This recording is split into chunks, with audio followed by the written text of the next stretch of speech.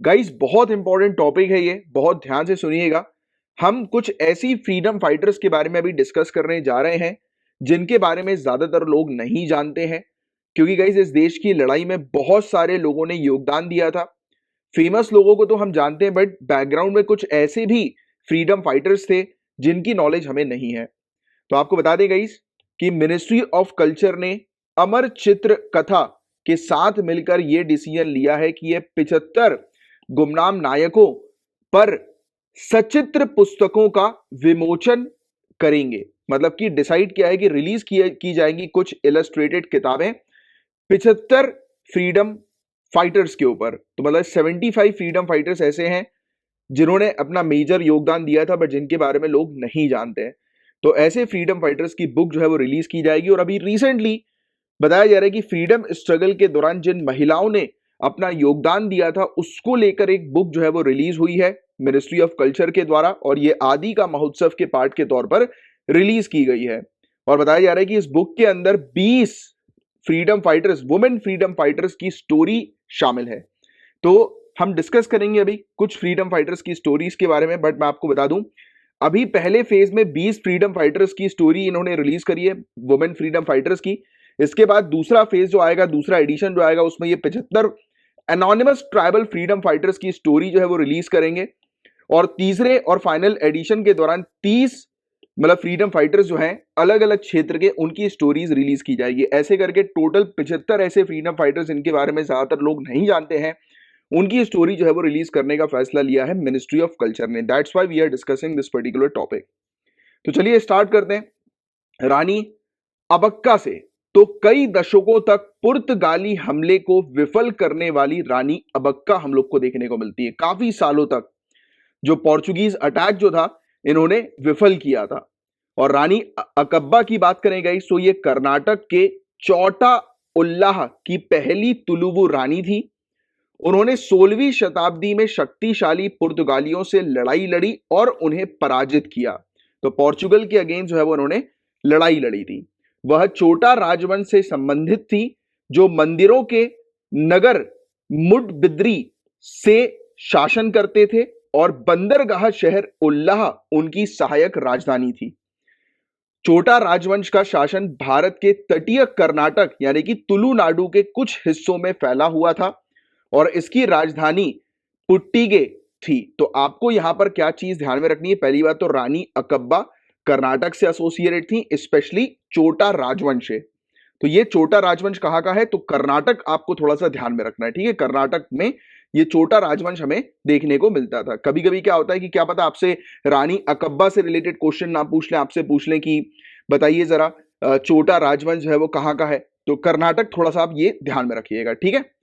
इसके अलावा ये तो हमने बात करी रानी अकब्बा के बारे में जिनकी स्टोरी जो है वो रिलीज हुई है।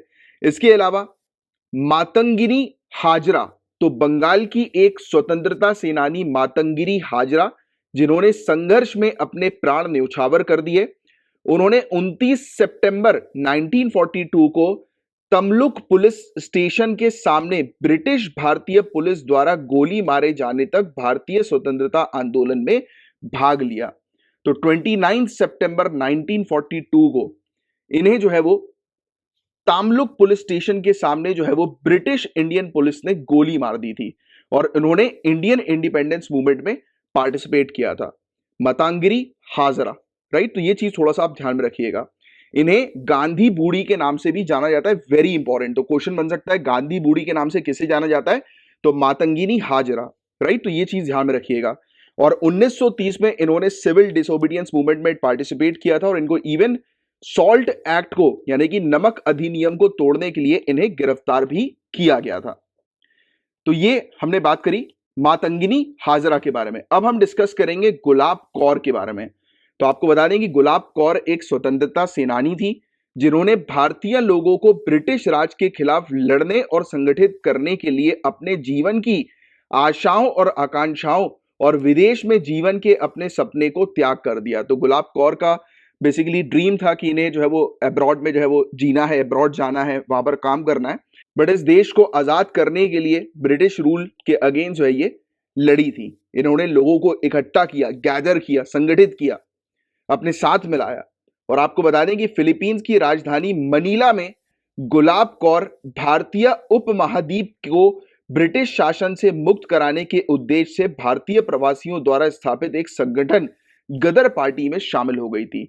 मनीला फिलीपींस की राजधानी में बताया गया कि गदर पार्टी को इन्होंने ज्वाइन किया था, जो कि एक ऑर्गेनाइजेशन था जिसका गठन किया था इंडियन इमिग्रेंट्स के द्वारा, जिसका मेन पर्पस ये था कि ब्रिटिश रूल से इंडिया को जो है वो आजादी दिलवाना। राइट, तो ये हमने गुलाब कौर के बारे में डिस्कस किया। नाउ हम लोग डिस्कस करेंगे पद्मजा नायडू। तो पद्मजा नायडू जो है गाइस सरोजनी नायडू जी की बेटी थी। ये एक स्वतंत्रता सेनानी थी और राजनीतिज्ञ भी थी, ये पॉलिटिशियन भी थी। और इवन स्वतंत्रता के बाद 3 नवंबर 1956 से 1 जून 1967 तक पश्चिम बंगाल की 5वीं राज्यपाल भी ये रही हैं, 5th गवर्नर भी ये रही हैं, पद्मजा नायडू। तो ये चीज आप थोड़ा सा ध्यान में रखिएगा। उन्होंने 21 साल की उम्र में हैदराबाद की निजाम शासित रियासत में भारतीय राष्ट्रीय कांग्रेस की सह स्थापना करी थी। इन्होंने को फाउंड किया था इंडियन नेशनल कांग्रेस को मात्र 21 साल की उम्र में। जो एरिया हैदराबाद का था ना, प्रिंसली स्टेट जो हैदराबाद की थी, निजाम के द्वारा रूल की जाती थी, तो वहां पर इन्होंने इंडियन नेशनल कांग्रेस का गठन किया था, सह स्थापना को फाउंडेशन रखा था। और 1942 में भारत छोड़ो आंदोलन में भाग लेने के लिए उन्हें जेल में डाल दिया गया और स्वतंत्रता के बाद 1950 में भारतीय संसद के लिए ये चुनी गई थी। तो ये हमने जो है वो बात करी पद्मजा नायडू के बारे में। Now we will going to discuss about Rani Velu Nachiyar. तो शिव गंगा की Rani Velu Nachiyar British East India Company के खिलाफ युद्ध छेड़ने वाली पहली भारतीय रानी थी। तो याद रखिएगा, पहली इंडियन क्वीन जिसने ईस्ट इंडिया कंपनी के अगेंस्ट जो है वो वॉर, युद्ध जो है वो छेड़ दिया था, तो ये थी वेलु नाइचर, रानी वेलु नाइचर। उन्होंने 1780 से 1790 तक शिवगंगा रियासत की रानी के रूप में शासन किया। उन्हें तमिलों द्वारा वीर मंगई का मतलब होता है बहादुर महिला के रूप में जाना जाता है। तो तमिल इनको वीर मंगई के नाम से जो है वो जानते हैं, यानी कि ब्रेव वुमेन। उन्होंने हैदर अली की सेना, सामांतो, मरुधु भाइयों, दलित सेना नायकों यानी कि दलित कमांडर्स और थंडावरायण पिल्लई के सहयोग से ईस्ट इंडिया कंपनी से संघर्ष किया था। तो काफी सारे लोगों के सपोर्ट के साथ जो है वो इन्होंने ईस्ट इंडिया कंपनी के अगेंस्ट जो है वो लड़ाई छेड़ दी थी। इसके अलावा हम डिस्कस करेंगे झलकारी बाई के बारे में। तो झलकारी बाई एक महिला योद्धा और झांसी की रानी की प्रमुख सलाहकारों में से एक थी। तो जो झांसी की रानी जो थी उनकी एडवाइजर थी ये झलकारी बाई या झलकारी बाई। उन्होंने 1857 के विद्रोह 1857 का जो रिवोल्ट था, इसमें भारतीय स्वतंत्रता की पहली लड़ाई में महत्वपूर्ण भूमिका निभाई थी। और झांसी की कड़ी घेराबंदी के दौरान ब्रिटिशर्स ने जब झांसी को हर जगह से घेर लिया था, तो उन्होंने खुद रानी लक्ष्मीबाई का वेश धारण किया, यानी कि रिस्क लिया। रानी लक्ष्मीबाई जो है उनके जैसे ही पूरा ड्रेसअप किया जैसे कि ब्रिटिशर्स जो है उनको डाइवर्ट किया जा सके और रानी लक्ष्मीबाई जी को सेफली जो है वो बचाया जा सके, किले से बाहर निकाला जा सके। तो इन्होंने खुद रानी लक्ष्मीबाई का वेश धारण कर अंग्रेजी सेना के खिलाफ मोर्चा संभाला, जिससे रानी को किले यानी कि रानी लक्ष्मीबाई को किले से सुरक्षित रूप से बाहर निकलने का अवसर मिल गया। और यह जो रानी जो थी झलकारी बाई अंग्रेजों से लड़ते हुए वीर गति को प्राप्त हो गई। तो ये कुछ पॉइंट्स है गाइस हमने डिस्कस किया। झलकारी बाई के बारे में याद रखना, एडवाइजर ऑफ झांसी की रानी। इसके अलावा रानी वेलु नचियार के बारे में हमने डिस्कस किया कि इन्होंने पहली महिला थी जिन्होंने ईस्ट इंडिया कंपनी के अगेंस्ट जो है वो पहली रानी क्वीन की अगर हम बात करें जिन्होंने ब्रिटिश ईस्ट इंडिया कंपनी के अगेंस्ट जो है वो वॉर छेड़ दिया था। इसके अलावा पद्मजा नायडू की बात करें, सरोजनी नायडू जी की बेटी थी, पॉलिटिशियन थी, राइट, काफी मेजर रोल इन्होंने जो है वो निभाया। और गुलाब कौर की अगर हम बात करें तो गुलाब कौर जैसी दिमाग में आपको तुरंत जो है वो ध्यान में रखना है कि इन्होंने भी ब्रिटिशर्स के अगेंस्ट जो है वो लड़ाई जो है वो लड़ी थी। अपना सपना इन्होंने छोड़कर गदर पार्टी के साथ जो है ये शामिल हो गई और ब्रिटिशर्स के अगेंस्ट इन्होंने लड़ाई लड़ी। फिर गांधी बूढ़ी का टैग किसको मिला हुआ है? मांदगिनी हाजरा। तो ये मांदगिनी हाजरा गांधी बूढ़ी, तो थोड़ा सा ये ध्यान में रखिएगा।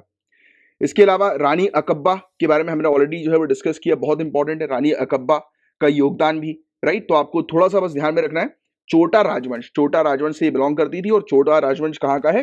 कर्नाटक, ठीक है। तो ये था गाइस पूरा ओवरऑल टॉपिक और जिसको हमने काफी डिटेल में जो है वो डिस्कस किया। टोटल 75 स्टोरी जो है वो रिलीज होंगी अलग अलग, ऐसे हमारे देश के फ्रीडम फाइटर्स की जिन्होंने अपनी जान गंवा दी इस देश की आजादी के लिए, जिन्होंने मेजर कंट्रीब्यूशन दिया इस देश के लिए, राइट। तो उनकी बुक जो है वो धीरे धीरे करके रिलीज होगी। पहला एडिशन इसका रिलीज हुआ है जिसमें वुमेन फ्रीडम फाइटर्स जो है वो, जिनके बारे में ज्यादातर लोग नहीं जानते हैं, तो उनकी स्टोरी जो है वो शेयर की गई, रिलीज की गई, राइट।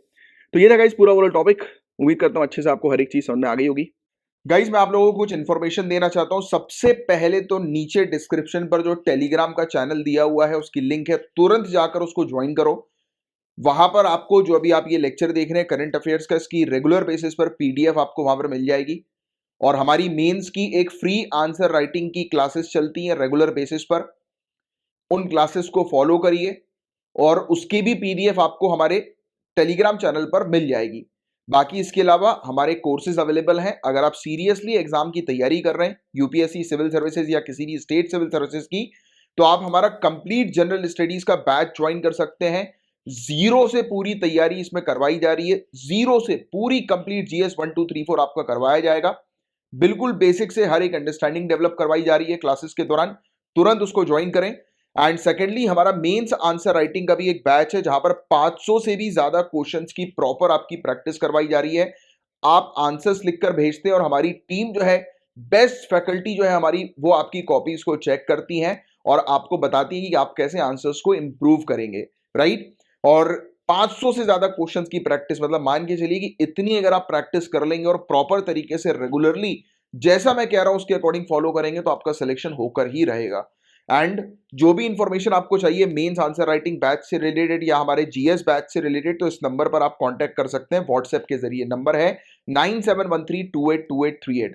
बाकी हमारा करंट अफेयर्स का पेड प्रोग्राम भी है, जिसकी इंफॉर्मेशन भी आपको यहीं पर ही मिल जाएगी, राइट। तो ये कुछ इंफॉर्मेशन देनी थी। आप कंटिन्यू करिए लेक्चर को, मन लगा के पढ़िए, सिलेक्शन होकर ही रहेगा। गाइज एक हिस्टोरिकल पर्सनालिटी के बारे में हम लोग डिस्कस करेंगे, very famous historical personality Tipu Sultan. So guys ये टॉपिक न्यूज में क्यों आया, that is not important for us in general, बस मैं आपको बता दूं।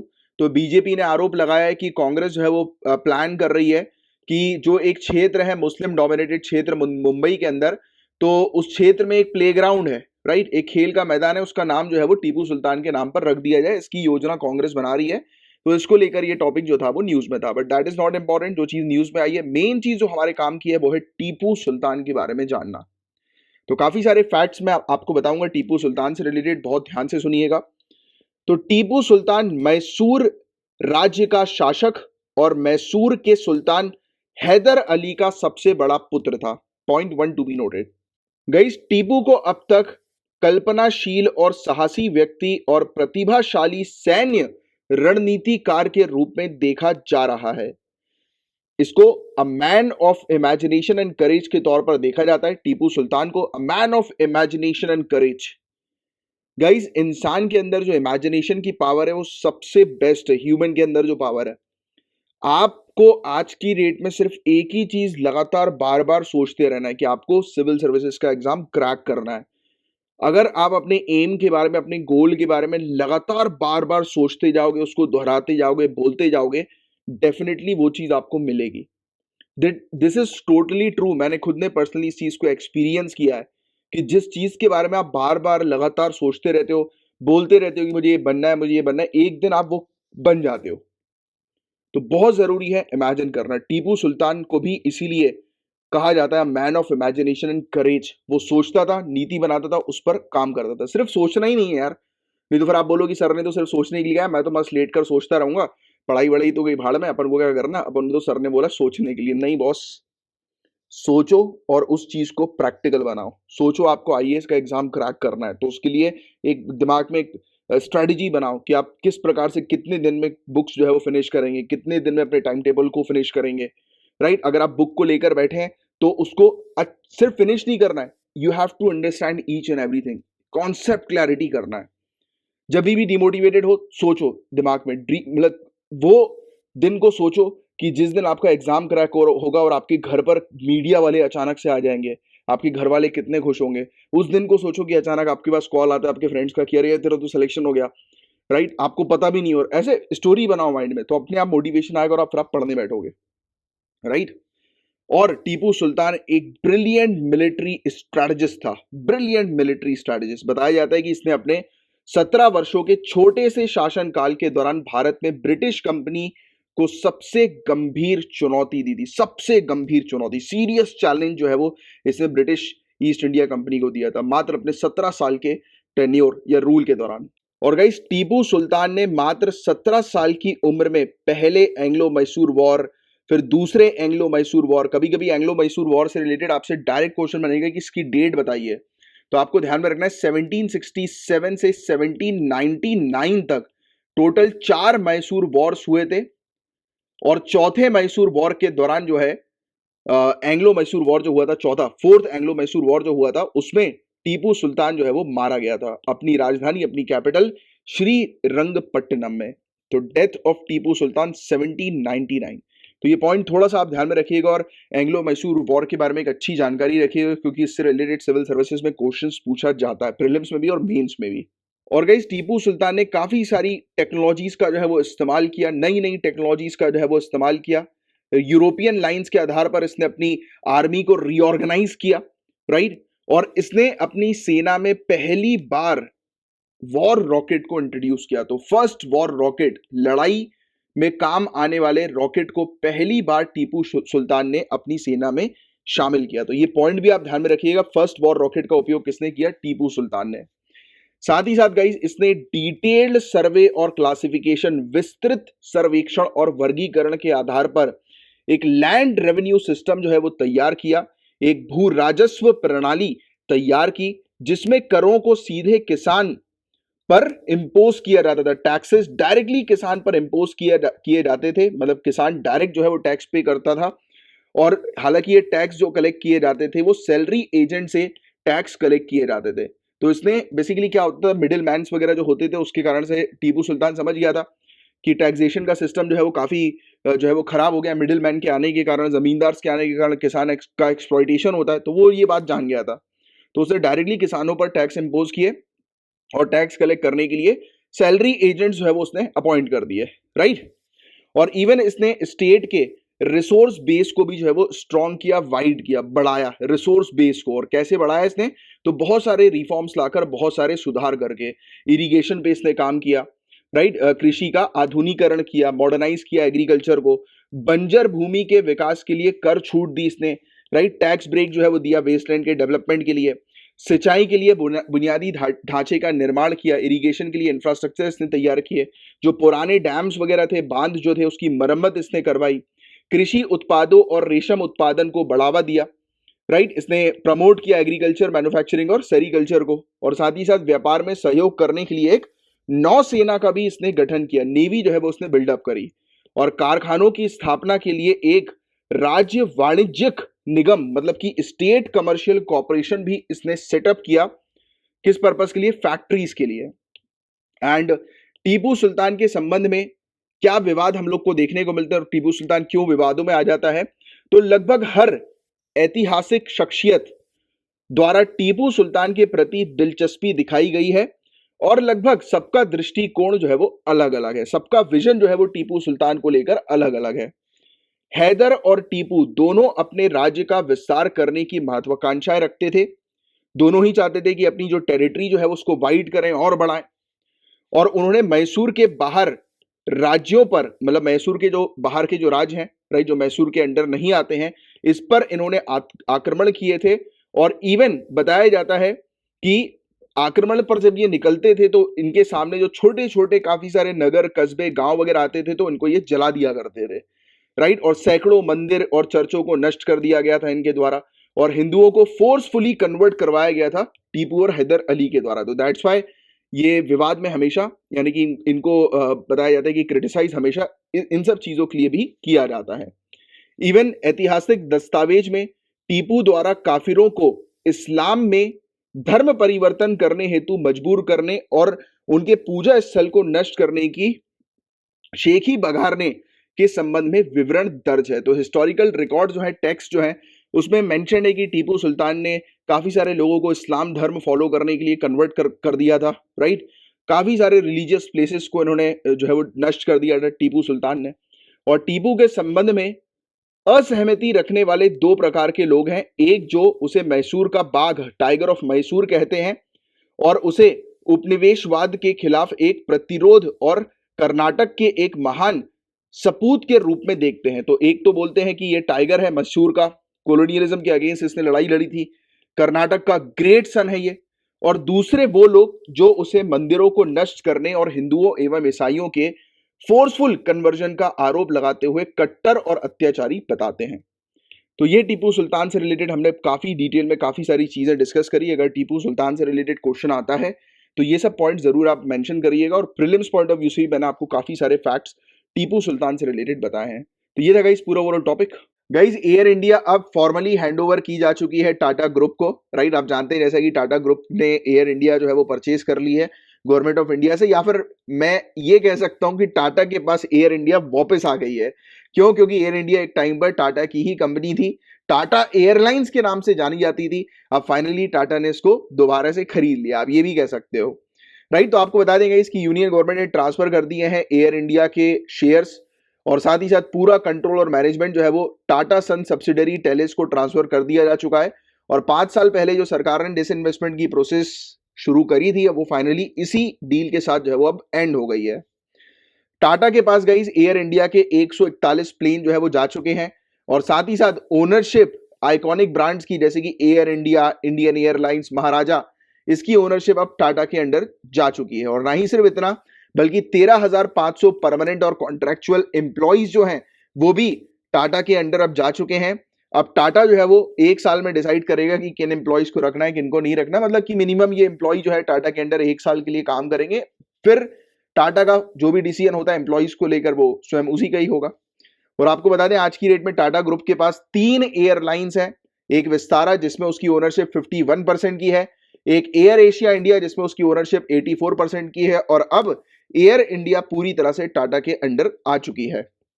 अगर आप इन तीनों एयरलाइंस को मिला दें, विस्तारा, एयर एशिया और एयर इंडिया को, तो पूरे एविएशन सेक्टर का 24% कंट्रीब्यूट करती हैं तीनों की तीनों एयरलाइंस। थोड़ी सी मैं आपको एयर इंडिया की हिस्ट्री के बारे में बताना चाहूंगा। तो एयर इंडिया का गठन हुआ था 1932 में, इसकी स्थापना हुई थी, जिस समय जेआरडी टाटा ने कराची और बॉम्बे के बीच पहली उड़ान की शुरुआत करी थी, पहली फ्लाइट ली थी।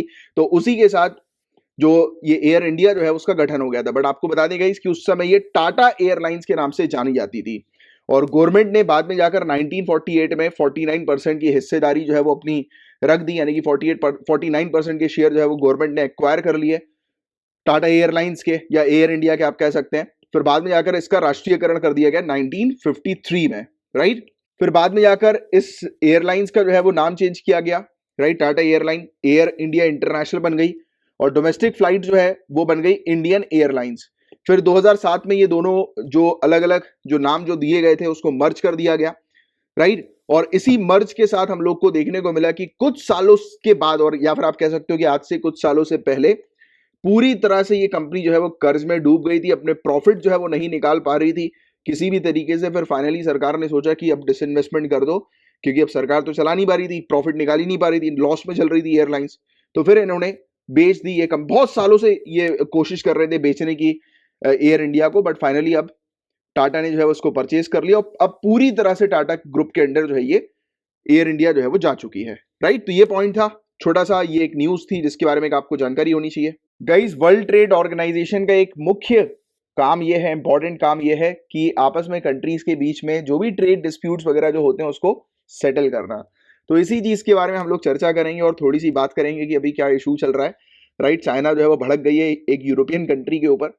तो यूरोपियन यूनियन ने जो है वो एक केस फाइल किया है चाइना के अगेंस्ट वर्ल्ड ट्रेड ऑर्गेनाइजेशन में। बताया जा रहा है कि चाइना जो है वो लिथुआनिया को टारगेट कर रही है, राइट। क्यों टारगेट कर रही है? क्योंकि लिथुआना ने अलाउ किया है ताइवान को कि ताइवान अपने डिप्लोमेटिक आउटपोस्ट जो है वो ओपन कर सकती है विल्नियस में, मतलब कि अपनी एक डिप्लोमेटिक ब्रांच जो है वो इसकी कंट्री में, ये लुधियाना में जो है वो ताइवान ओपन कर सकती है। अब चाइना जो है वो चटक गया, क्योंकि you guys know about China Taiwan relationship. मैंने आप लोग को कवर करवाया हुआ है चाइना और ताइवान के रिलेशंस के बारे में। अगर जिन स्टूडेंट्स को नहीं पता है नीचे कमेंट बॉक्स पर मुझसे लिंक मांग लेना, मैं आपको लिंक प्रोवाइड करा दूंगा। We have discuss this topic in detail. तो उसमें आपको ऑलरेडी क्लियर है कि चाइना जो है वो ताइवान को मानता ही नहीं है एक इंडिपेंडेंट कंट्री के तौर पर। चाइना बोलता है कि ताइवान तो मेरा ही हिस्सा है, मेरा ही पार्ट है। बट हालांकि ताइवान ने भी कभी भी ऑफिशियली घोषणा नहीं करी है कि वो एक इंडिपेंडेंट कंट्री है, और काफी सारी कंट्रीज है वो ताइवान को एक टेरिटरी मानती है, कुछ कंट्री क्लेम करती है ताइवान को एक कंट्री के तौर पर। तो ताइवान एग्जैक्टली अगर करंट स्टेटस की मैं बात करूं तो कोई कंट्री नहीं है, वो टेरिटरी है, राइट, ऑफिशियल तौर पर, फॉर्मल तौर पर, क्योंकि वो खुद भी क्लेम नहीं करती अपने आप को, कभी भी उसने ऑफिशियली घोषणा नहीं करी है चाइना से अलग होने की, क्योंकि डरती है ना चाइना से। और अभी कुछ समय पहले चाइना ने उसके ऊपर रॉकेट भी जो है वो ताने, रॉकेट नहीं मतलब जेट्स जो होते हैं ना, जेट्स, फाइटर जेट्स वगैरह, तो वो निकाले थे। और रेगुलर बेसिस पर गुस्से, जैसे ही गुस्सा होता है चाइना ताइवान के ऊपर, उसके ऊपर से जो है वो जेट्स निकालने लगता है, गुस्से में बहुत सारे जेट्स निकालने लगता है, गुस्सा दिखाता है उसको कि मैं तुम्हारे ऊपर बरस जाऊंगा जब जब चाहूंगा तब। तो अभी हुआ यही है कि लुधियाना और ताइवान की जो दोस्ती हुई है तो चाइना को वो पसंद नहीं आई है, राइट। तो और फिर उसके बाद चाइना जो है वो लुधियाना के ऊपर अपना गुस्सा निकाल रहा था, तो यूरोपियन यूनियन ने जो है वो केस फाइल कर दिया WTO में चाइना के अगेंस्ट, राइट। तो ये चीज हम लोग को देखने को मिली। तो ये पूरा मैटर था। बट हम लोग समझेंगे कि वर्ल्ड ट्रेड ऑर्गेनाइजेशन में केसेस किस प्रकार से लड़े जाते हैं, राइट, कंट्रीज के बीच में, बहुत सिंपल तरीके से गाइस अपन समझेंगे। बट पहले लुधियाना के बारे में थोड़ी सी एक बेसिक सी इंफॉर्मेशन जान लो आप। तो 3 बाल्टिक स्टेट्स में से एक स्टेट लुधियाना हम लोग को देखने को मिलती है। बाल्टिक सी, आप जाओ मैप की तरफ, अपने वर्ल्ड मैप की तरफ जाओ और बाल्टिक सी को देखो, कहां पर बाल्टिक सी, और बताओ जरा मुझे कि बाल्टिक सी कौन सी कंट्रीज के साथ अपनी बाउंड्री शेयर करती है, नीचे कमेंट बॉक्स पर लिखकर बताओ। तो लुथियानिया आपको एक कंट्री दिखाई देगी, वो लैंड बॉर्डर जो है वो शेयर करती है लाटविया के साथ, बेलारूस के साथ, पोलैंड के साथ और रशिया के साथ, राइट। और इसके अलावा अब मेन टॉपिक पर आते हैं हम लोग कि वर्ल्ड ट्रेड ऑर्गेनाइजेशन में डिस्प्यूट्स कैसे रिजॉल्व किए जाते हैं, राइट। तो वर्ल्ड ट्रेड ऑर्गेनाइजेशन का एक बहुत कोर एक्टिविटी जो है उसकी, मतलब कि मुख्य गतिविधियों में से एक जो है विश्व व्यापार संगठन का जो मुख्य गतिविधि है, राइट, मेन एक्टिविटीज है, कोर एक्टिविटीज, उनमें से एक एक्टिविटीज की ये है ट्रेड डिस्प्यूट्स को रिजॉल्व करना, व्यापार संबंधी जो भी विवाद होते हैं उसका समाधान करना। तो जब भी कोई भी डिस्प्यूट जो है वो आपस में कंट्रीज के बीच में आता है, यानी कि एक मेंबर गवर्नमेंट मानती है कि दूसरी मेंबर गवर्नमेंट जो है वो उल्लंघन कर रही है वर्ल्ड ट्रेड ऑर्गेनाइजेशन के एग्रीमेंट्स का, या वर्ल्ड ट्रेड ऑर्गेनाइजेशन में जो कमिट किया था एग्रीमेंट के जरिए दोनों कंट्रीज ने या मल्टीपल कंट्रीज ने, तो उसका उल्लंघन एक कंट्री जो है वो कर रही है। तब ऐसा जब देखा जाता है, ऐसी सिचुएशन जब आती है, तो WTO सामने आती है उन कंट्रीज का को जो भी डिस्प्यूट चल रहा है उसको रिजॉल्व करने के लिए। और आपको बता दें World Trade Organization one of the most active international dispute settlement mechanism है, most active international dispute settlement mechanism है, यानी कि अंतरराष्ट्रीय स्तर पर विवाद जो है उसको रिजॉल्व करने का ये वर्ल्ड ट्रेड ऑर्गेनाइजेशन का मेन ऑब्जेक्टिव हम लोग को देखने को मिलता है। और 1995 से 609 विवाद जो है ये WTO के पास जो है वो गए थे, जिनमें से 350 से भी ज्यादा विवाद पर WTO जो है वो फैसले सुना चुकी है। तो गाइस 2 मेन तरीके होते हैं डिस्प्यूट्स को सेटल करने के। जैसे ही वर्ल्ड ट्रेड ऑर्गेनाइजेशन के पास कोई भी कंप्लेन आती है तो 2 तरीके होते हैं कंप्लेन को रिजॉल्व करने के। अब देखो क्या होता है, बहुत ध्यान से सुनो। आप कोर्ट में जब भी आपको सिविल केस के बारे में शायद थोड़ी जानकारी होगी, नहीं होगी तो मैं आपको प्रोवाइड कराता हूं। देखो होता क्या है, जब कोई भी सिविल मामला होता है, आप तो अभी ये छोड़ो, WTO को छोड़ो, पहले ये मेरी बात ध्यान सुनो। जब भी कोई सिविल मामला होता है तो दोनों पार्टी कोर्ट में जाती हैं, राइट, एक दूसरे के अगेंस्ट, राइट, लड़ती हैं। उस बीच जज जो होते हैं वो खुद पता है क्या बोलते हैं कि आपको म्यूचुअली रिजॉल्व करना है। कि आपने जैसे कई बार पिक्चरों में देखा हुआ डिवोर्स के केस वगैरह जो होते हैं, उसमें जज बोलते हैं ना कि आप जो है वो, आपको हम इतने 3 महीने का समय दे रहे हैं, आप म्यूचुअली जो है वो मतलब बातचीत करो, या 1 महीने का समय, वो जज के ऊपर डिपेंड करता है, वो डिपेंड करता है कि वो केस कितना गंभीर है। तो मौका दिया जाता है आपस में पार्टीज को अपने डिस्प्यूट्स को रिजॉल्व करने का म्यूचुअली। तो जब केस चल रहा होता है, दोनों अपना अपना पक्ष जो है वो रखते हैं, तो उस बीच जो है वो जज के द्वारा कह दिया जाता है कि यार एक काम करो, आप म्यूचुअली यहां पर, आप यहां तक तो आगे हो लड़ने के लिए, इतनी बातें भी हो गई हैं, अपने आप एक दूसरे के पक्ष भी आप सुना चुके हो, तो क्यों ना कॉम्प्रोमाइज कर लो। तो उनको मौका दिया जाता है कॉम्प्रोमाइज करने का, राइट, WTO के अंदर भी। तो जब भी केस फाइल होता है तो पहला ऑप्शन ये होता है कि पार्टीज जो है वो कॉम्प्रोमाइज कर लें, यानी कि म्यूचुअली जो है वो एक सोल्यूशन पर आ जाए कि चल ठीक है, ना तेरी ना मेरी, ये कर लेते हैं चल। तो इस तरीके से बात समझे। तो पहला तरीका बहुत इजी तरीका होता है कि चलो यार म्यूचुअली हम लोग रिजॉल्व कर लेंगे डिस्प्यूट का। अब दूसरा तरीका क्या है, अब वो म्यूचुअली रिजॉल्व नहीं कर रहे डिस्प्यूट को, उनने तो बोला हमें तो केस लड़ना है, हमें तो सामने वाले को सजा सुनानी है। अब वो लड़ रहे हैं, वो म्यूचुअली एग्री होने के लिए तैयार नहीं है, दोनों ही जो है वो एक दूसरे से एंटी में है। उस केस में देखो क्या होता है, उस केस में एक पैनल होती है, वो पूरी कार्रवाई सुनती है और एक पैनल अपना जजमेंट देती है एक पैनल है, उसने अपना जजमेंट दिया, यानी कि ग्रुप ऑफ जजेस की एक बेंच है, उसने अपना जजमेंट दे दिया कि चलो ये ए पार्टी जो है उसको न्याय मिलना चाहिए, बी पार्टी को सजा मिलनी चाहिए, ठीक है। तो ये हो गया, अब मान के चलते हैं ए और बी पार्टी के बीच में केस लगा था, ए पार्टी को पैनल ने जिता दिया। अब बी पार्टी गुस्से में कि नहीं नहीं नहीं नहीं, हम नहीं मान रहे। तो बी पार्टी क्या करेगी, बी पार्टी जो है वो चली जाएगी कहां पर, हायर कोर्ट के पास, यानी कि अपेलेट बॉडी के पास चली जाएगी और अपेलेट बॉडी पर रिपोर्ट करेगी। फिर अपेलेट बॉडी का जो डिसीजन होगा वो पार्टीज के ऊपर बाइंडिंग होगा, राइट। तो ये पॉइंट आप थोड़ा सा ध्यान में रखिएगा। प्रोसेस क्या होती है, एक पैनल केस सुनती है, बिल्कुल सेम वैसे ही कि डिस्ट्रिक्ट कोर्ट में आपने केस जो है वो लगाया, डिस्ट्रिक्ट कोर्ट में केस जो है वो हार गए, आप हाई कोर्ट पे गए, हाई कोर्ट से केस हार गए, आप ऊपर सुप्रीम कोर्ट में चले जाते हो, अपेलेट, और सुप्रीम कोर्ट का डिसीजन होता है वो फुल एंड फाइनल होता है। तो ऐसे ही यहां पर जो अपेलेट, जो इनका है अपेलेट बॉडी जो है इनकी WTO की, उसका डिसीजन फुल एंड फाइनल होता है। अब ध्यान से सुनो, 3 मेन स्टेजेस होती हैं वर्ल्ड ट्रेड ऑर्गेनाइजेशन में डिस्प्यूट्स को सेटल करने की। पहला तो कंसल्टेशन, भाई सलाह मशवरा कर लो, दो पार्टी आई आपस में, बातचीत करो, सलाह मशवरा करो, रिजॉल्व करो। अब चलो सलाह मशवरा नहीं किया, इनने बोला कि हमें तो केस लड़ना ही है, फिर एक पैनल जो होती है, पैनल ने जो है अपना डिसीजन दे दिया, राइट। अब पैनल का डिसीजन जो होता है वो बाइंडिंग नहीं होता, क्योंकि सामने वाली पार्टी जो होती है वो कहां पर जा सकती है, अपेलेट बॉडी के पास जा सकती है। फिर अपेलेट बॉडी का जो डिसीजन होता है वो फुल एंड फाइनल होता है। बट अब जब अपेलेट बॉडी ने जो है वो अपना दे दिया, अपना जजमेंट जो है वो दे दिया, अपना डिसीजन दे दिया, इसके तहत हारने वाले पक्ष द्वारा फैसले को लागू करने में विफल रहने पर उसके खिलाफ काउंटर मेजर्स किया जा सकता है। मतलब कि अगर अपेलेट बॉडी ने डिसीजन दे दिया कि बी जो है उसको ए को जो है वो मुआवजा देना पड़ेगा, कंपनसेशन देना पड़ेगा, बी ने बोला हम तो नहीं दे रहे, कर लो जो करना है कर लो, हम तो नहीं देंगे, तो उस केस में जो बी है उसके ऊपर सैंक्शंस तक लगा दिए जा सकते हैं। काउंटर मेजर का मतलब कि बस बेटा अब तुम्हें इंटरनेशनल बॉडी से जो है वो अलग कर दिया जाएगा, तुम्हें ट्रेड करने नहीं दिया जाएगा, तुम्हें रिस्ट्रिक्शंस में रखा जाएगा। तो इस तरीके की भी चीजें काउंटर मेजर्स की कैटेगरी में हम लोग को देखने को मिलती है। क्लियर? तो ये था गाइस, पूरा आपने प्रोसेस जान ली, पूरा तरीका देख लिया कि 2 तरीके होते हैं किस प्रकार से WTO में केस लड़े जाते हैं। बट मैं आपको छोटी सी चीज आपको समझाना जो है वो चाहूंगा अपेलेट बॉडी के बारे में।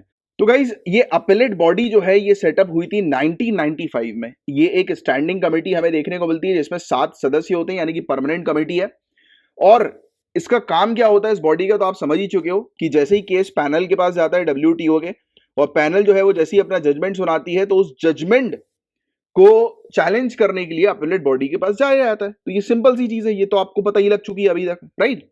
तो जो भी कंट्रीज इन्वॉल्व होती हैं डिस्प्यूट्स में, तो होता क्या है, क्यों इन्वॉल्व होती हैं, क्योंकि ये देखती हैं कि वर्ल्ड ट्रेड ऑर्गेनाइजेशन का उल्लंघन किया है सामने वाली कंट्री ने, तो उसके खिलाफ जो है वो कार्रवाई की जाती है। बट कई बार पैनल जो होता है, अगर इनको लगता है कि नहीं यार पैनल ने सही डिसीजन नहीं लिया, तो अपेलेट बॉडी के पास ये डायरेक्टली अप्रोच कर सकते हैं, राइट। और कब कर सकते हैं, जब उन्हें लग रहा है कि पैनल के डिसीजन को इन्हें रिव्यू कराना है, उसकी समीक्षा करानी है। बट आपको बता दें गाइस, जो एविडेंसेस वगैरह जो हम लोग को देखने को मिलते हैं ना, जो जांच वगैरह जो हमें देखने को मिलती है, तो उसको री एग्जामिन नहीं किया जाता, जांच को री एग्जामिन नहीं किया जाएगा। किस चीज को री एग्जामिन किया जाएगा, लीगल इंटरप्रिटेशन को, इसको रिव्यू किया जाएगा। मतलब पैनल के सिंपल तरीके से पैनल के जजमेंट को रिव्यू किया जाएगा, राइट। इसके अलावा अपेलेट बॉडी जो है वो पैनल के डिसीजन को सही ठहरा सकती है, उसको मॉडिफाई कर सकती है, उसको रिवर्स भी कर सकती है, राइट। तो ये चीज आपको थोड़ी सी ध्यान में रखनी है। और कंट्रीज दोनों साइड्स की जो भी डिस्प्यूट लड़ रही है वो अपील कर सकती हैं अपेलेट के पास। जैसे कई बार ऐसा भी हो सकता है कि ए पार्टी जो है और बी पार्टी के बीच में केस जो है वो फाइल हुआ। अब पैनल ने जो है वो ए पार्टी को बोला कि तुम दोषी, और बी को जो है वो ए को सुनाया कि आपको बी को जो है वो मुआवजा देना है। अब इस केस में बी जो है वो केस जीत गई, बट बी भी जो है वो अपेलेट अप्रोच कर सकती है। किस कंडीशन में, बी बोल रही है कि जो मुआवजा पैनल ने डिसाइड किया वो पर्याप्त नहीं है, हमें और मुआवजा चाहिए, राइट। बात समझ रहे हो? तो मतलब कि हारने वाली पार्टी और जीतने वाली पार्टी दोनों ही अप्रोच कर सकती हैं अपेलेट बॉडी के पास। तो ये था गाइस पूरा ओवरऑल टॉपिक। मैं उम्मीद करता हूं कि हर तरीके से ऊपर नीचे आगे पीछे से हर तरीके से आपको ये टॉपिक अच्छे से समझ में आ गया होगा। गाइस हम लोग डिस्कस करेंगे सेंट्रल एशिया मीट के बारे में।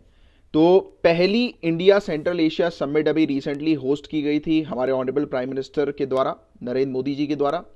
इस मीटिंग को अटेंड किया था Kazakhstan, Kyrgyzstan, Tajikistan, Turkmenistan, Uzbekistan के प्रेसिडेंट्स ने। तो मैं चाहूंगा आप मैप की तरफ जाएं और इन कंट्रीज को देखें, Kazakhstan, Kyrgyzstan, Tajikistan, Uzbekistan, Turkmenistan. जाओ देखो जाके मैप की तरफ। और आपको बता दें इंडिया सेंट्रल एशिया समिट जो है गाइस, इसने कंप्लीट कर लिए हैं अपने 30 साल के डिप्लोमेटिक रिलेशनशिप को। 30 ईयर्स के इंडिया और सेंट्रल एशिया के बीच में डिप्लोमेटिक रिलेशनशिप अभी कंप्लीट हुए हैं। अभी जो पहली India central Asia summit India के द्वारा जो होस्ट की गई उसमें। और इस समिट का रिजल्ट जो निकला वो क्या निकला, दिल्ली डिक्लेरेशन।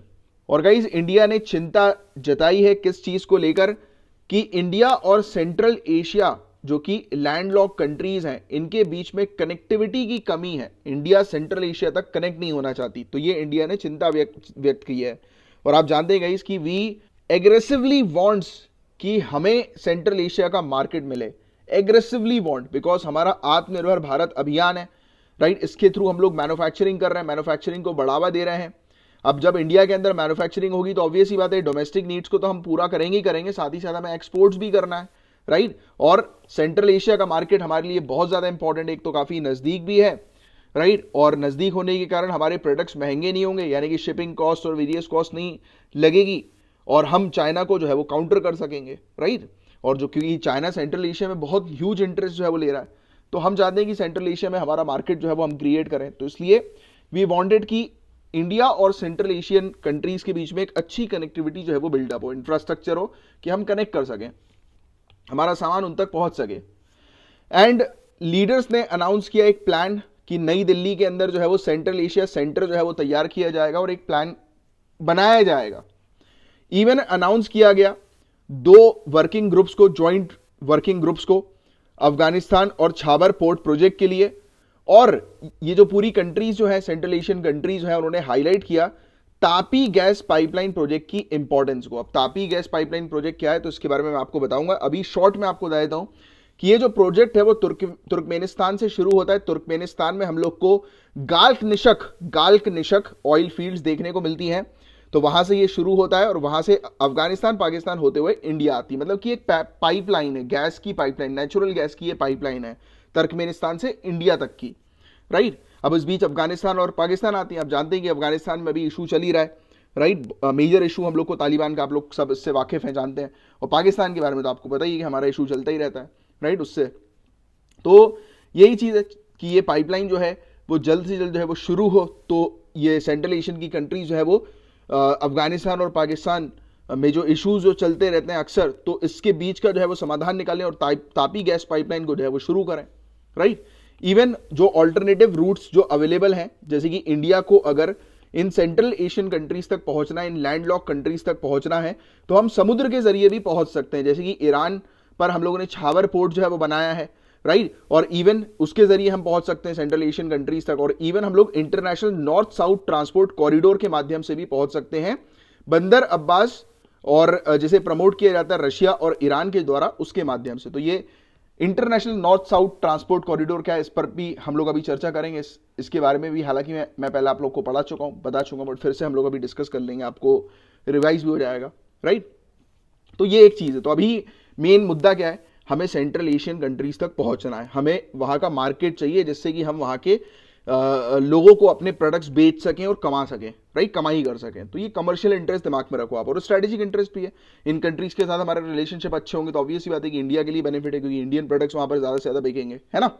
तो ये चीज है। अब बहुत ध्यान से सुनो, सेंट्रल एशिया की इंपॉर्टेंस के बारे में हम लोग बात करेंगे, राइट, जियो स्ट्रेटेजिक इंपॉर्टेंस। तो सेंट्रल एशिया का एक स्ट्रेटेजिक पोजीशन हम लोग को देखने को मिलती है यूरोप और एशिया के बीच में, राइट।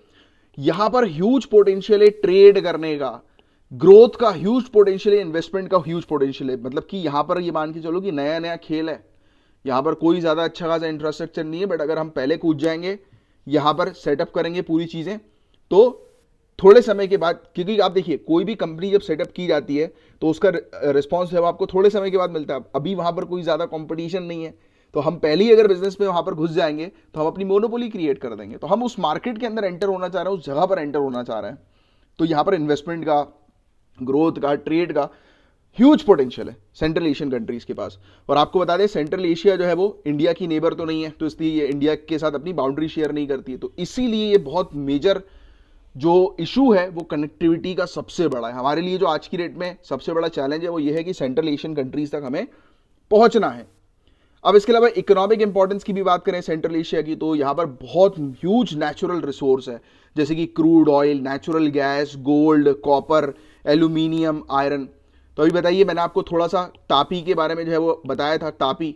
तो आप मुझे बताएं कि तापी जो है वो कहां से शुरू हो रही है। अब देखो तापी शब्द TAPI, इस शब्द से ही पूरे इनिशियल्स हम लोग को मिल रहा है। टी से क्या है, अभी मैंने थोड़ी देर पहले आपको बताया, जरा बताओ नीचे कमेंट बॉक्स पर लिखकर कि कौन सी कंट्री से तापी पाइपलाइन आ रही है। TA, यानी कि अफगानिस्तान, P यानी कि पाकिस्तान, I यानी कि इंडिया। तो बताओ जरा टी के बारे में कि टी क्या है, कहां से ये पाइपलाइन शुरू हो रही है, बताओ। तजिकिस्तान से हो रही है, तुर्कमेनिस्तान से हो रही है, कहां से हो रही है बताओ, अभी बताया थोड़ी देर पहले। तो ये आपके लिए क्वेश्चन था। और बाकी आप समझ गए हो कि ये सेंट्रल एशिया की कंट्री जो है वो बहुत रिच है नेचुरल रिसोर्सेज में। यहाँ पर बहुत पोटेंशियल है ट्रेड करने का, इन्वेस्टमेंट करने का, मार्केट अपना स्टैब्लिश करने का, राइट। तो इसलिए बहुत इंपॉर्टेंट है। तो ये सब कुछ पॉइंट्स हैं, ये आप मेंस में लिख सकते हैं। अब हम आते हैं international North South Transport corridor पर कि ये है क्या, अंतर्राष्ट्रीय उत्तर दक्षिण परिवहन गलियारा है क्या। तो इंडिया, ईरान, रशिया, तीन कंट्रीज का नाम याद रखना। कौन सी कंट्री है, इंडिया, ईरान, रशिया। इन्होंने सितंबर 2000 में साइन किया था INSTC, international North South Transport corridor agreement को, जिसके थ्रू ये एक कॉरिडोर बनाना चाह रहे थे, एक गलियारा बनाना चाह रहे थे, जो कि shortest multi modal transportation route होगा, जो कि इंडियन ओशियन को लिंक करेगा पर्शियन गल्फ, कैस्पियन सी के साथ, ईरान और सेंट पीटर्सबर्ग के जरिए। मतलब कुल मिलाकर देखो क्या ये मल्टी मोडल ट्रांसपोर्टेशन रूट है। मल्टी मोडल मतलब कि शिप के जरिए भी, मतलब कि समुद्र के जरिए भी आप यहां तक पहुंचोगे। मतलब international North South Transport corridor सिर्फ रोडवेज वाला नहीं है, रेलवेज भी इंक्लूडेड है इसमें, वाटरवेज ट्रांसपोर्टेशन भी इसके अंदर इंक्लूडेड है, ठीक है। तो ये पॉइंट आप थोड़ा सा ध्यान में रखना। ये कॉरिडोर बताया जाता है कि सबसे shortest multi modal transport route है, जो कि इंडियन ओशियन, पर्शियन गल्फ को कनेक्ट करेगा, और ये ईरान और सेंट पीटर्सबर्ग से होते हुए कैस्पियन सी तक पहुंचेगा। अब इतना दिमाग नहीं लगाना है, सिंपल सी चीज ये ध्यान में रखनी है, International North South Transport Corridor जो है ईरान, रशिया, इंडिया के बीच में, Persian Gulf, Indian Ocean, Caspian Sea, ये याद रखना। ये तीन वाटर बॉडीज, ये तीन कंट्री याद रखना, ठीक है। तो इसमें पूरा समझ में आ जाएगा आपको कि ये तीन कंट्रीज मतलब कि लैंड रूट के थ्रू ये तीनों कंट्रीज एक कनेक्टिविटी क्रिएट करेंगी, और लैंड के, जमीन के बीच में जो पानी वाला एरिया है वो ये तीन जो वाटर बॉडीज है, इंडियन ओशियन, पर्शियन गल्फ और कैस्पियन सी कवर करेंगे। मतलब मान के चलो अब रोडवेज है, अब जमीन पर ट्रेन भी चलती है, गाड़ी भी चलती है, हाईवेज भी होंगे, रेलवेज भी होंगे। तो रोडवेज और रेलवेज और वाटरवे, ये तीन मोड्स हैं, जिन तीन मोड्स के माध्यम से सबसे शॉर्टेस्ट रूट ये हम लोग को कहां तक, तीनों कंट्रीज में पहुंचने का हम लोग को देखने को मिल रहा है, International North South Transport corridor. Clear. तो ये चीज है, और ये 7200 किलोमीटर लंबा मल्टी मोड नेटवर्क है, शिप का, रेल का और रोड का। जैसे मैंने भी आपको बताया कि अगर कोई भी सामान अगर आपको पहुंचाना है तो रेलवेज, वाटरवेज, रोडवेज के माध्यम से आप या तीन कंट्रीज में अपना सामान जो है वो पहुंचा सकते हो, बहुत ही शॉर्ट डिस्टेंस के माध्यम से। और इसमें कौन से क्षेत्र इन्वॉल्व हैं, तो इंडिया, ईरान, रशिया तो है ही, इसके अलावा बीच में अजरबैजान, अफगानिस्तान और सेंट्रल एशिया और यूरोप भी इसमें इन्वॉल्व है। बट मेन जो ये प्रोजेक्ट है इंडिया, ईरान, रशिया का। तो ये पॉइंट आप थोड़ा सा ध्यान में रखना। तो यहां तक बात क्लियर हो गई। अब तापी प्रोजेक्ट की बात करते हैं। TAPI, टी का मतलब तुर्कमेनिस्तान, ए का मतलब अफगानिस्तान, पी का मतलब पाकिस्तान और आई का मतलब इंडिया। तो ऐसे करके ये तापी प्रोजेक्ट है। इसका उद्घाटन किया गया था 2015 में। नेचुरल गैस पाइपलाइन जो है, जो कि डेवलप की गई है एशियन डेवलपमेंट बैंक के द्वारा। नेचुरल गैस पाइपलाइन पूरा प्रोजेक्ट फंड कर रहा है एशियन डेवलपमेंट बैंक। और गाइस ये प्रोजेक्ट रुका हुआ है। क्यों रुका है आप जानते हैं, वो अफगानिस्तान के अंदर नाटक चल रहा है तालिबानियों का, और इंडिया पाकिस्तान के बीच में टेंशन चलती रहती। तो इन मुद्दों के कारण ये प्रोजेक्ट जो है वो तापी पूरा नहीं हो पा रहा, रुक गया है। और तापी प्रोजेक्ट के क्या बेनिफिट हैं, तो गाइस देखो, आप लोग जानते हैं कि एनर्जी की डिमांड जो है वो लगातार बढ़ती जा रही है, और ये बढ़ना ही है ना। और इंडिया के पास हालांकि है दूसरी कंट्री का सपोर्ट है, ईरान से और दूसरी कंट्री से हम लोग अपनी तेल वेल, नेचुरल गैस वगैरह ये सब चीजें मंगवा लेते हैं, ठीक है, अपना अपना काम चल जाता है। बट अगर यही चीज हमारे पास तुर्कमेनिस्तान से आ जाए, तुर्कमेनिस्तान से अगर हम नेचुरल गैस को बुलवा लेते हैं तापी प्रोजेक्ट के माध्यम से, पहला पॉइंट ये, तो एक तो हम लोग को सस्ती पड़ेगी क्योंकि नजदीक होगी। अब नजदीक होगी तो सस्ता पड़ना तय ही है, राइट।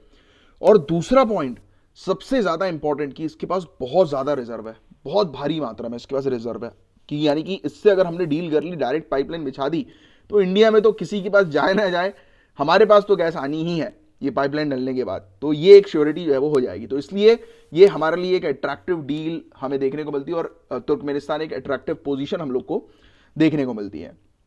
सस्ते में हमें मिल जाएगा, और ईजिली जो है वो लगभग 15% इंडिया की जो नीड्स है, डिमांड है, उसको ये फुलफिल कर पाएगा। तो ये 15% का प्रोजेक्शन 2020 का रखा गया था। और तापी पाइपलाइन अगर आ जाती है, ये अगर सक्सेसफुल हो जाती है, तो इंडिया, पाकिस्तान, अफगानिस्तान के जो मुद्दे हैं वो भी हो सकता है कि आपस में रिजॉल्व हो जाए, राइट? क्योंकि आपस में डिस्कशन होगा, वार्ता होंगी, एक दूसरे के इंटरेस्ट को लेकर ही वार्ता होंगी, तभी हमें देखने को मिलेगा कि, क्योंकि अल्टीमेटली देखो इंटरनेशनल रिलेशंस में मैं आपको हमेशा एक चीज बताता हूं, नए जुड़े हो तो सुन लो, there is no permanent friends और no permanent enemies. What is permanent? That is interest. कभी कोई परमानेंट किसी का दुश्मन नहीं होता, ना कोई दोस्त होता है। परमानेंट जो चीज होती है वो इंटरेस्ट होती है। तापी के केस में नेचुरल गैस सभी के लिए फायदेमंद है, नेचुरल गैस। अब जब पाकिस्तान, इंडिया, अफगानिस्तान, अब इंडिया, पाकिस्तान, अफगानिस्तान का इशू आप जानते ही हैं गाइस, राइट? तो अगर ये नेचुरल गैस जो है उससे फायदा पाकिस्तान को भी होगा, अफगानिस्तान को भी होगा, इंडिया को भी होगा। तो ये फायदे वाली डील है। आप देखो फायदे वाली डील है तो सबने हाथ मिला लिए कि क्योंकि सभी के फायदे वाली डील है, राइट? किसी एक के फायदे की होती, दूसरे की नहीं होती, तो क्या होता? क्लैशेस होने लगते हैं। तो जब भी म्यूचुअल इंटरेस्ट की बात आती है तो सब लोग इकट्ठा होते हैं। जैसे क्वाड की डील देख लो आप, क्वाड में Japan, America, India, United states, ये 4 कंट्री क्यों मिल गई हैं? क्योंकि चारों का एक ही ऑब्जेक्टिव है, चाइना को जो है वो काउंटर करना, राइट? इंडो पैसिफिक क्षेत्र में अपना डोमिनेंस जो है वो स्टैब्लिश करना, चाइना को काउंटर करना, राइट? वैसे तो इन्होंने कभी भी नहीं कहा है कि ये चाइना को काउंटर करने के लिए बनी है, but we know about it कि चारों कंट्री जो है वो लाइक माइंडेड है, एक जैसा सोचती हैं। तो ये म्यूचुअल इंटरेस्ट ही है जो इनको बांध के रखा है, कंबाइंड मतलब बाइंड करके रखा है। तो गेम होता है म्यूचुअल इंटरेस्ट का। जैसे आपको बताऊं मैं कि एक टाइम था कि जिस समय यूनाइटेड स्टेट्स जो है वो पैलेस्टीन को सपोर्ट करती थी, आज की डेट में समय बदल गया, अब इसराइल को सपोर्ट कर रही है वो, बिकॉज इसराइल जो है वो पावरफुल कंट्री जो है वो बन चुकी है, राइट? ये वाली बात कभी सोचना इस बारे में कि कुछ नहीं होता यार। मेन चीज मैं भी आपको हमेशा कहता हूं कि सिर्फ अपने इंटरेस्ट के लिए जो है वो काम करो। और कभी भी कोई, जैसे फॉर एग्जांपल आज आज आपकी कोई कदर नहीं कर रहा, कोई वैल्यू नहीं करता, कुछ बोलते हो आप तो लोग आपकी सुनते नहीं है, राइट? आप क्योंकि अभी आप आईएएस की तैयारी कर रहे हो, कोई आपको सीरियसली नहीं लेता, राइट? लोग बल्कि उल्टा ही बोलते हैं कि कहाँ बनेगा तू, बेइज्जत करते हैं, है ना? ह्यूमिलिएट करते हैं कई बार कि तुझसे तो ना निकलेगा ये एग्जाम। क्यों डर रहे हो? समय समय की बात है, हंसा करो, मुस्कुराया करो, सोचा करो कि आज मैं, मेरा समय इस तरीके का है तो इसलिए 4 लोग मुझे ऐसा बोल रहे हैं। आप ही होगे, सेम आप बदलोगे तो नहीं, आप ही होगे, बट सर्कमस्टेंसेस बदल जाएंगे। क्योंकि मैंने आपको क्या बोला कि लोग आपसे दुश्मनी या दोस्ती करेंगे आपको देखकर, आपके समय को देखकर। तो इसलिए आज की डेट में तैयारी करो। जो आज की डेट में आपको बोल रहा है कि तुझसे तो एग्जाम नहीं निकलेगा, जिस दिन आईएएस आपके नाम के आगे लग जाएगा ऑफिशियली, तो यानी कि आईएएस का एग्जाम आप क्लियर कर जाओगे, यही वो लोग होंगे जो आज की डेट में बोल रहे हैं कि तुझसे नहीं निकलेगा। यही आपके साथ ये बात मान के चलो कि रिलेशनशिप बिल्डअप करेंगे, अच्छा बोलेंगे कि भाई मुझे तो पता था यार तेरा निकलेगा, मैं तो जानता ही था। घर परिवार वाले जो आज की डेट में दूर भगने लगते हैं, सबके सब आपके घर में आएंगे, बिकॉज इंटरेस्ट, दुनिया इंटरेस्ट के पीछे भागती है और उसमें कोई बुराई नहीं है और कोई गलत बात नहीं है। You guys are preparing for civil services, इतना नॉलेज तो आपको होना चाहिए और इतनी मैच्योरिटी हो जानी चाहिए, क्योंकि आप लोग कॉमन मैन बहुत सीरियस लेता है ये सब बातों को, इमोशनल हो जाता है, but you guys are bureaucrats, upcoming bureaucrats, आपको ये सब सीरियस लेने की जरूरत नहीं, आपके लिए नहीं बनी है सब सीरियसनेस वाली चीज़, इस फालतू चीज़। आपको जो सीरियस होना है इस देश के लिए होना है, इस देश की तरक्की के लिए सीरियस होना है आपको, क्योंकि प्राइम मिनिस्टर के साथ बैठ के पॉलिसीज बनानी है, चीफ मिनिस्टर के साथ बैठ के पॉलिसीज बनानी है, राइट? रूल्स रेगुलेशंस इंप्लीमेंट करने, इस देश के लिए काम करना। तो ये फालतू की चीज़ों को मत सोचो। जो आपको आज की डेट में बोल रहा है तो उससे एग्जाम नहीं निकलेगा, चुप रहो, उसको कोई रिप्लाई करने की जरूरत नहीं, क्योंकि रिप्लाई करोगे बहस होगी, आप ही का टाइम वेस्ट होगा। उसने अपनी बात कर ली, आपको सिलेक्शन करके किसी को बताने की भी जरूरत नहीं, क्योंकि आप किसी के लिए थोड़ा ना कर रहे हो, अपने लिए कर रहे हो ना। आप अपने लिए कर रहे हो, किसी और के लिए कर रहे हो, किसी को बताने के लिए कर रहे हो आईएएस की तैयारी? नहीं, आप अपने लिए कर रहे हो। You have to become a powerful person, इसलिए आप कर रहे हो, राइट? आपको उस प्रेस्टिजियस पोजीशन पर पहुंचना है, इसलिए आप कर रहे हो, है ना? तो उस पर फोकस किया करो। तो यही चीज़ है। तो तापी को हमने डिस्कस किया, तो मैं उम्मीद करता हूँ ये पूरा टॉपिक आपको बहुत अच्छे से समझ में आया होगा। तापी हमने डिस्कस किया, INSTC को हमने डिस्कस किया, और एक आइडिया हमने लिया सेंट्रल एशिया मीटिंग के दौरान किन किन चीज़ों के बारे में डिस्कशन हुआ, उसका आइडिया हमने लिया, राइट? तो ये था गाइस पूरा ओवरऑल टॉपिक। गाइज अब जिस टॉपिक के बारे में हम लोग डिस्कस करने जा रहे हैं, रेन्यूएबल एनर्जी से रिलेटेड ये टॉपिक है। मैं चाहूंगा कि जितने भी फैक्ट्स अब मैं आपको बताऊंगा वो आप थोड़ा सा ध्यान रखिएगा, और साथ ही साथ हम कुछ स्कीम्स के बारे में भी बात करेंगे, जैसे कि दीनदयाल उपाध्याय ग्राम ज्योति योजना, एंड प्राइम मिनिस्टर सौभाग्य स्कीम। तो इन स्कीम के बारे में भी मैं अभी आपको पढ़ाऊंगा, राइट। तो बहुत ध्यान से सुनिए कुछ फैक्ट्स। और बताया जा रहा है कि इस साल हम लोग जोरों शोरों से रिन्यूएबल एनर्जी पर काम करने वाले हैं। इवन बजट के अंदर भी काफी सारे प्रोविजंस रिन्यूएबल एनर्जी से रिलेटेड हम लोग को देखने को मिल रहे हैं। तो पहली बात तो गाइस आज की डेट में आपको ये ध्यान में रखना है कि इंडिया जो है वो one of the fastest rate से ग्रो कर रही है रिन्यूएबल एनर्जी कैपेसिटी के मामले में पूरे दुनिया भर में।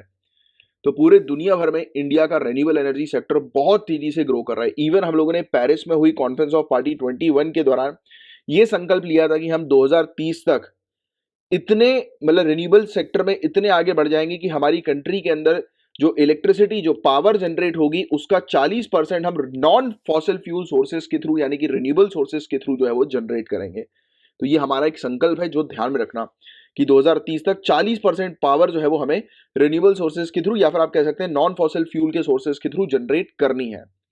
हमारे एक टारगेट 450 गीगावाट का भी है। 2030 तक 450 गीगावाट की रिन्यूएबल एनर्जी कैपेसिटी जो है वो हम लोग को जनरेट करनी है, याद रखिएगा। यूनिवर्सल एक्सेस हमें अचीव करना है इलेक्ट्रिफिकेशन के मामले में, यानी कि हमारी कंट्री के हर एक गांव तक हर एक बस्ती तक इलेक्ट्रिसिटी पहुंचाने के लिए दीनदयाल उपाध्याय ग्राम ज्योति योजना हमें देखने को मिल रही है। ये स्कीम है, ये योजना है। और हर एक घर तक इलेक्ट्रिसिटी प्रोवाइड कराने के लिए सौभाग्य स्कीम हमें देखने को मिल रही है। और आपको बता दें इंडिया ने ऑलरेडी 200 गीगावाट रिन्यूएबल एनर्जी के मामले में इस टारगेट को ऑलरेडी अचीव कर चुका है। इवन जब उस समय जब कोविड-19 पूरी तरह से खत्म नहीं हुआ है, इस दौरान भी हम लोग का काम जो है वो लगातार जारी है। और इंडिया जो है वो गाइस वो एक लीडिंग कंट्री के तौर पर हम लोग को देखने को मिल रही है, उभरती हुई आ रही है ग्रीन हाइड्रोजन के मामले में और ग्रीन अमोनिया के मामले में। तो ये पॉइंट भी आप थोड़ा सा ध्यान में रखिएगा। तो ये कुछ फैक्ट्स मैंने आपको रिन्यूएबल एनर्जी से रिलेटेड बताया। अब हम चलते हैं स्कीम की तरफ। तो दीनदयाल उपाध्याय ग्राम ज्योति योजना, ये जो स्कीम है ये इनिशिएटिव गवर्नमेंट ऑफ इंडिया का है, मिनिस्ट्री ऑफ पावर का ये इनिशिएटिव है, याद रखना। इससे पहले जो स्कीम थी जो कि सेम इसी ऑब्जेक्टिव पर काम करती थी कि गांव गांव तक जो है वो इलेक्ट्रिसिटी प्रोवाइड कराना है, तो उस स्कीम का नाम था राजीव गांधी ग्रामीण विद्युतीकरण योजना, राइट। ये स्कीम थी कि गांव गांव तक जो है वो बिजली पहुंचानी है, इलेक्ट्रिसिटी डिस्ट्रीब्यूशन इंफ्रास्ट्रक्चर गांव वाले एरियाज में क्रिएट करना है। फिर बाद में जाकर इसी स्कीम को जो है वो दीनदयाल उपाध्याय ग्राम ज्योति योजना बना दिया गया। इसका ऑब्जेक्टिव ये है गांव गांव तक जो है वो इलेक्ट्रिसिटी पहुंचाना, फीडर सेपरेशन रखना, ये इंश्योर करने के लिए कि किसानों को भी सफिशिएंट बिजली प्राप्त हो और रेगुलर सप्लाई जो है वो कंज्यूमर को भी मिलती रहे। और साथ ही साथ इंप्रूव करना सब ट्रांसमिशन और डिस्ट्रीब्यूशन नेटवर्क में, और क्वालिटी और रिलायबिलिटी जो सप्लाई चेन की है उसको बरकरार रखना इलेक्ट्रिसिटी के मामले में, मीटर लगाना लॉसेस को रिड्यूस करने के लिए। और इस स्कीम की जो नोडल एजेंसी है जो इंप्लीमेंट कर रही है इस पर्टिकुलर स्कीम को वो है rural electrification corporation limited, right, विद्युतीकरण निगम लिमिटेड। तो ये ग्रामीण विद्युतीकरण निगम लिमिटेड। तो ये पॉइंट आप थोड़ा सा ध्यान में रखिएगा। अब हम बात करते हैं सौभाग्य स्कीम के बारे में। तो प्राइम मिनिस्टर सहज बिजली हर घर योजना, ये प्राइम मिनिस्टर सौभाग्य स्कीम का फुल फॉर्म है। मैं रिपीट करता हूं, प्रधानमंत्री सहज बिजली हर घर योजना। तो ये पॉइंट ध्यान में रखना। 2017 में ये स्कीम लॉन्च की गई थी। इसका टारगेट ये था जितने भी घर हैं उन सभी घरों को इलेक्ट्रिसिटी या फिर जो ग्रिड्स हैं इलेक्ट्रिक पोल्स ग्रिड्स तो उनसे कनेक्ट कर देना, सभी घरों में इलेक्ट्रिसिटी आनी चाहिए 2018 तक। तो ये टारगेट था। बाद में जाकर इस टारगेट को जो है वो बढ़ा दिया गया, 2019 कर दिया गया। फिर बाद में जाकर केंद्र सरकार ने ये डिक्लेयर किया कि जो भी इच्छुक घर हैं उन तक बिजली कनेक्शन जो है वो दिए जाएंगे। तो इसकी घोषणा कर दी गई कि जो भी विलिंग होम्स है जिनको बिजली चाहिए तुरंत एप्लीकेशन डालो, तुरंत आपको जो है वो बिजली मिलेगी, राइट। तो ये चीज है गाइस जिसके बारे में एक आपको आइडिया होना चाहिए। तो हमने सौभाग्य स्कीम के बारे में एक बेसिक सा आइडिया लिया, दीनदयाल उपाध्याय ग्राम ज्योति योजना स्कीम के बारे में डिस्कस किया और रिन्यूएबल एनर्जी से रिलेटेड मैंने कुछ फैक्ट्स आपको बताए। तो ये कुछ पॉइंट्स ध्यान में रखिएगा।